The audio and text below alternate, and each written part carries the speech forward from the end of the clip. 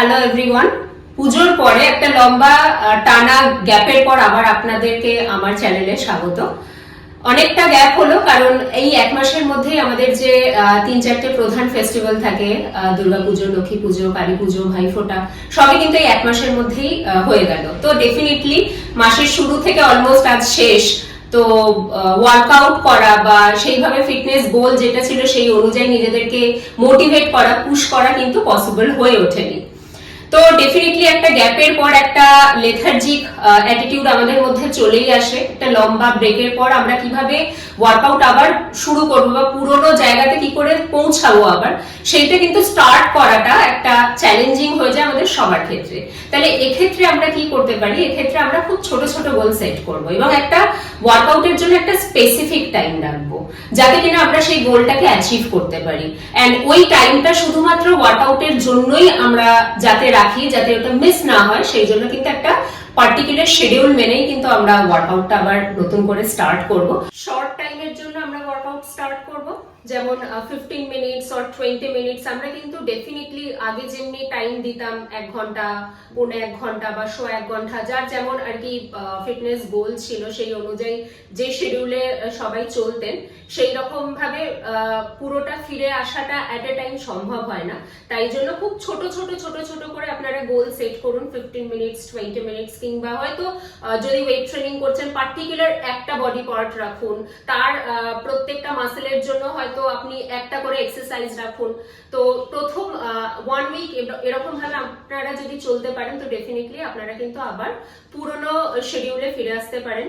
অনেকে যারা এই মোটিভেশনটা দরকার থাকে না, যাদেরকে আমি বলি একদম ফিটনেস ফ্রিক, মানে উইদাউট ফিটনেস তারা চলতে পারে না, কিন্তু ডেফিনেটলি একটা ল্যাগ থেকে যায়।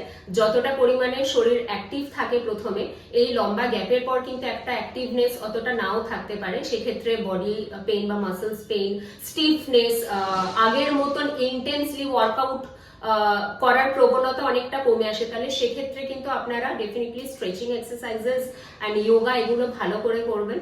আপনারা কিন্তু কখনোই যে আগে আমি 10 কেজি লিফট করতে পারতাম এখন পাচ্ছি না এতটা গ্যাপের পর, করবে না। যতটা ম্যাক্সিমাম আপনারা করতে পারেন এখন, যদি সেটা 5 কেজি হয়তো 5 কেজি লিফট করুন, কিন্তু রেগুলারিটি মেনটেন করে ওয়ার্কআউটটা করুন এবং স্ট্রেচিং এক্সারসাইজেস ডেফিনেটলি করবেন। একটু ডিফারেন্ট ওয়েতে ওয়ার্কআউট করতে পারেন, মানে টিপিক্যালি ওয়েট ট্রেনিং না করে মাঝে একটু কার্ডিও দিতে পারেন। ডেফিনেটলি একটা দিন হয়তো অ্যাবস এর জন্য শুধু রাখলেন, স্ট্রেচিং এন্ড অ্যাবস করে বাড়ি চলে এলেন জাস্ট। তো আপনারা প্রত্যেকদিন ছোট ছোট গোল সেট করুন এবং টাইমটাও সেই রকম ভাবেই মেনটেন করবেন যাতে কিনা ওই টাইমে ওই গোলটা আপনি কমপ্লিট করতে পারেন, আপনি অ্যাচিভ করতে পারেন ওই গোলটা। এবং অ্যাচিভ করার পর কিন্তু নিজেকে ডেফিনেটলি কংগ্রাচুলেট করবেন।